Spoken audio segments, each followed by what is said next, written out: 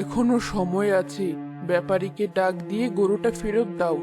যেখানে আমাদের জীবন কিভাবে চলবে সেটাই অনিশ্চিত হয়ে পড়েছে, সেখানে এত বড় গরু কোরবানি দেওয়া বিলাসিতা। না না, এমনিতে আমার যথেষ্ট নাক কাটা পড়েছে মানুষের সামনে। এই কাজ করে আমি আরো নিজের সম্মান হারাতে পারবো না। কুরবানি দেবই আমি এই গরু, যেভাবেই হোক এই গরু আমি কুরবানি দেব।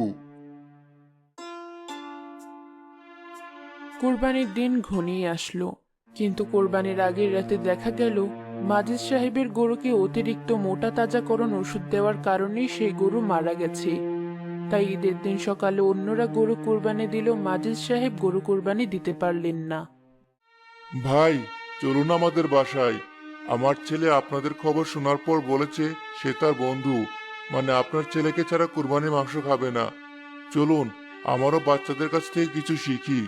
নিজেরা এসব ঝগড়া বিবাদ বন্ধ করে মিলেমিশে কাজ করি। কিন্তু আমার তো সব শেষ হয়ে গেল, আমি কিভাবে কি করব? কিছুই শেষ হয়নি। সবার কাছে নিজের ভুলের জন্য ক্ষমা চেয়ে আপনি আবার শুরু করবেন, নতুনভাবে, আবার সৎভাবে। আপনার দোকানে থাকা আগের পণ্যগুলো তো এখনো আছে, আশা হারাবেন না। এখন চলুন, আপনার ভাবে আমাদের জন্য অপেক্ষা করছে। ঠিক আছে, চলুন। আর আপনিও আমাকে ক্ষমা করে দিন, অকারণে আপনাকে নিজের শত্রু ভাবার জন্য।